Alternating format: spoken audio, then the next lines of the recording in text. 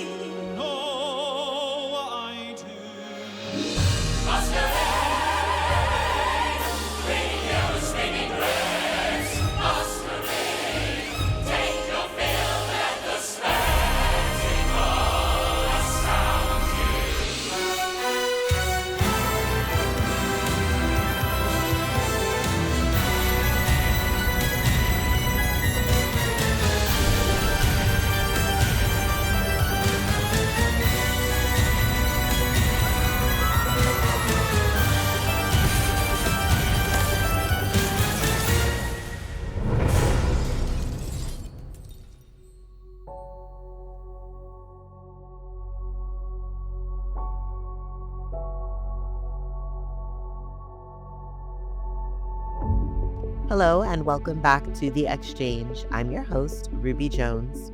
Few musicals in theater history have captured audiences' imaginations quite like The Phantom of the Opera. Since its debut, Andrew Lloyd Webber's haunting masterpiece has become one of the most beloved productions in the world, enchanting audiences with its score, its storytelling, and its spectacle. Now, as the legendary musical celebrates 40 years on stage, a new generation of performers is bringing this timeless story to life for audiences across the country. At the center of the story is Christine Daaé, the young soprano whose extraordinary voice and emotional journey drive the heart of the show.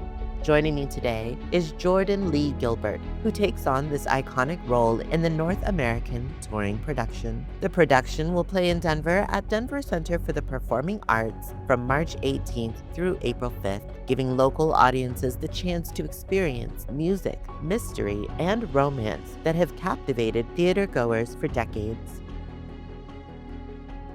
Jordan, thank you so much for being here with me, and so excited to speak with you ahead of The Phantom of the Opera and its arrival in Denver from March 18th to April 5th.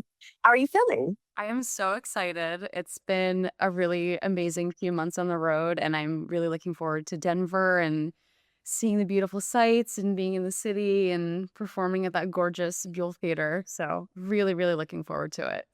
It is gorgeous, and you might miss the snow. It's finally snowing here, which is amazing. We haven't gotten much this year at all, Oh, and wow, it's really? beautiful today. Yeah, Awesome. yeah. Now, where are you now? Right now, we are in New Orleans and enjoying some really beautiful, warm, humid weather for a change. We've been in Chicago and Detroit and St. Louis, which has been on the colder side. So it's nice to have a little bit of a change. And have you been to Denver before? You mentioned the Buell Theater, like you may have familiarity.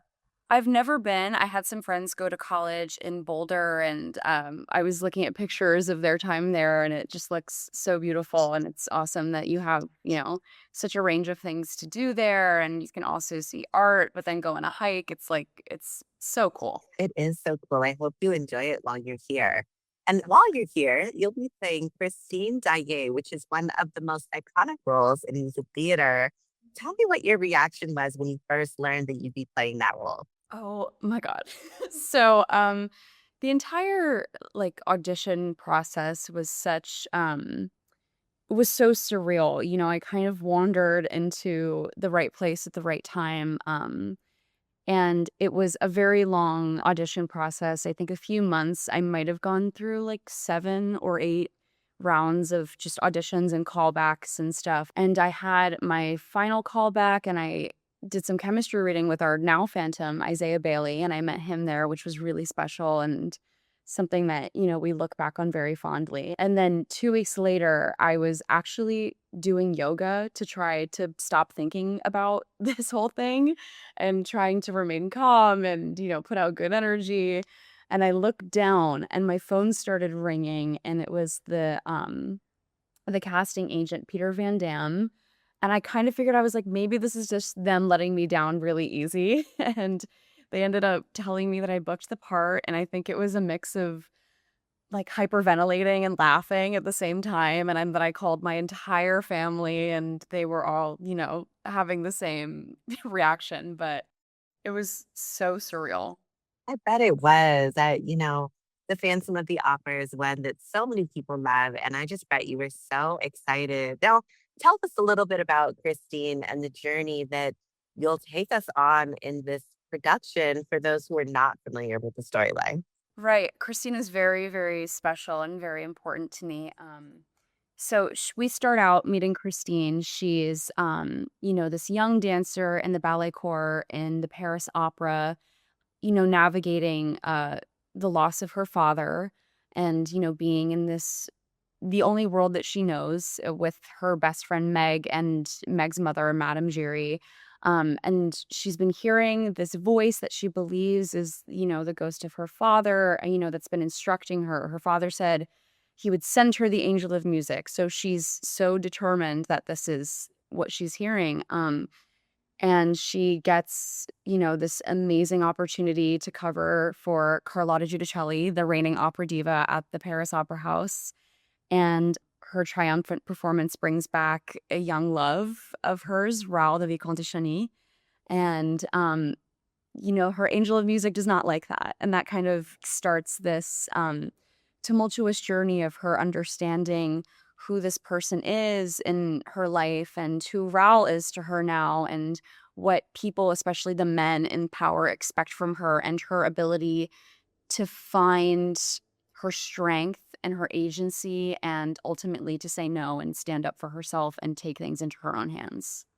I love the theme of women's empowerment during Women's Yes. History Month. That's amazing. Yes, Yeah. indeed. Yeah. Now, their role requires an extraordinary amount of vocal range and honestly emotional depth as well. I mean, even what you're explaining right now, to be pulled in so many different ways. What are some of the biggest challenges you've experienced and the biggest joys while playing this role? Honestly, it's therapeutic in a way. It's because it kind of allows you to express these things, especially as a woman, that you carry with you, frustration. And, you know, I think women are so complex, and, the kind of strength that we have in us is not this one defined thing. And she experiences such a wide range of emotions. You're so right in that. And what do her relationships look like now? Navigating love in so many different ways with the Phantom and with Raoul and within herself. I would say the most challenging thing is definitely, like, the stamina of it is tricky, but I feel so supported by our company, and we have two amazing past Christines with us, Trista Moldovan and Lisa Vroman, who have offered so much wisdom and support. And our team Christine, our amazing team of understudies and our alternate, they are also just so supportive and wonderful. So, while it's challenging, I think with the help of our company, our amazing crew, it's kind of, it takes the weight off of it to the point where it just feels like you go and you have fun every single day. I love that. And, I was going to ask you because the stamina, I can only imagine the amount of work you're doing.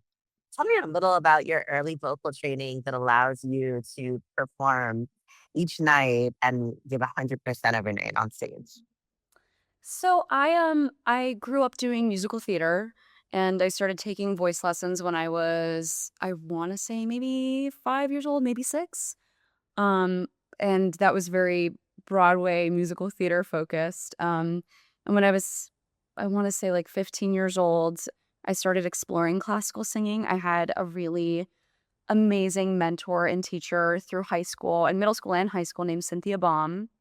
And she you know, believed in me that I could pursue opera and helped and guided me, and helped me get into the Manhattan School of Music for my undergrad. And I studied there with Edith Burrs, who again is like a fairy godmother to me. I adore her. And yeah, I was surrounded by opera and really amazing teachers. And I credit so much of, I mean, all of what I do on stage is due to those amazing teachers that have really helped me find stability in, healthy vocal technique. I love the fact that you're crediting so many people who were integral to your journey and who are still supporting you. I Yeah. think that is a great show of humility, but also just it's nice to give credence and thanks and appreciation to the people who supported us and uplifted us. Do you have a favorite musical moment or performance that you get to live out every night?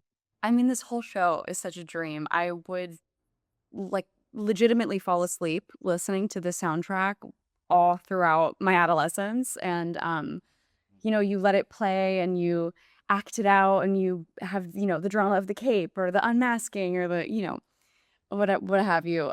But I really and my favorite moment I think changes so much with the show and how we grow and sit into things. But without fail, I so look forward to Final Lair every single night. It's really the only chance that I have to be on stage with my amazing, co-stars Daniel Lopez and Isaiah Bailey, who play the Phantom and Raoul, or Raoul and the Phantom in the order. Sorry. um, and it's just a chance that we all get to, play on stage together and just have time to be with each other. Okay, so it's been 40 years since Phantom of the Opera premiered on stage. And when you say that you used to fall asleep listening to the soundtrack, my grandmother actually used to play the soundtrack every day when she would take a shower. And when I was at her house, like spending the night, I just remember hearing it. And it just gives such a warm feeling. But why do you think it continues to captivate audiences all these years later? I think the music is just timeless and perfect. You'd think at some point you'd get sick of hearing that overture, but you just never do. I mean, Lisa Vroman has been in this production, I think, since the 90s and has done Christine, I want to say about 10 years. Um, and we have, Carrington Vilma in this production who has been with the production for 25 years. We have so many Phantom alumni and icons that are in this production, and they're not sick of it. They love it, and they have so many wonderful stories to tell. And getting to be on stage with them is so surreal. As someone who grew up going to the show in New York and seeing them on stage and having playbills with their names in it, it's really amazing. I just think the story is so timeless and touching and beautiful. And I also think now that we are finding Christine's agency and telling something more truthful to women today, this is how it keeps, alive. And this is how it lasts for 40 years and, 40 years more after this. So I think it's a mix of the classic beautiful mold and the minds that come together now to shape it to be truthful for audiences now and in the future. Right, you're spot on with that. That's great. Jordan, tell me, what would you say to young performers who see you on stage and they want to grow up and be just like you? Oh my lord. it's it's really funny because like me answering this question feels again, surreal is like the biggest word that I could use because I have looked up to so many people over the course of my life and I've wondered the same question. And I think truthfully, the thing I can say is just be yourself. What you have to offer is singular, it is unique. I, I was told a lot that I had to fit a mold in programs and schools and stuff because there's a product they're looking for. And that just never got me where I wanted to go. So I think cultivating and nurturing your own singular product and believing in that is key. And don't be the first one to tell yourself no. You hear no a lot in this business, in this industry. And if you're the first one to say, no, I don't think I can be in that audition room, I don't think I'm good enough to do that, or you're stopping yourself from taking a class because you don't think you're good enough, then you're just, getting in your own way. And you don't want to be the first one to do that because there's a lot of people that will do that in the industry for you. So, yeah. I really like that. I talked to a lot of people in entertainment, and I remember something that's, I don't remember who said it, so I'll have to go back and look so I can credit them appropriately. But they said something like, you never know what a casting director is looking for. And so even if there's like a mold or a product or you have an idea, they may be thinking something totally differently. So never being afraid of that rejection and just continuing to go after it is great. Well, Jordan, I cannot wait to see you here in Denver, March 18th through April 5th. I hope that you have a wonderful time in New Orleans, and I can't wait to welcome you to Denver. Thank you for joining Thank me. you so much, Ruby. It's been a pleasure. Thank you. My thanks to Jordan Lee Gilbert for joining us and bringing the iconic role of Christine Daaé to life in this extraordinary production. As the Phantom of the Opera celebrates 40 years of captivating audiences around the world, this touring production offers a new opportunity to experience the romance, mystery, and music that have made it one of the most beloved musicals of all time. Denver audiences can experience the Phantom of the Opera at Denver Center for the Performing Arts from March 18th through April 5th. To learn more and secure your tickets, visit denvercenter.org. Don't miss the chance to experience the magic of this legendary show live on stage. I'm Ruby Jones, and you're watching The Exchange, a podcast featuring real stories, real people, and real purpose. For more exclusive interviews, be sure to subscribe. I'll see you next time, right back here on The Exchange.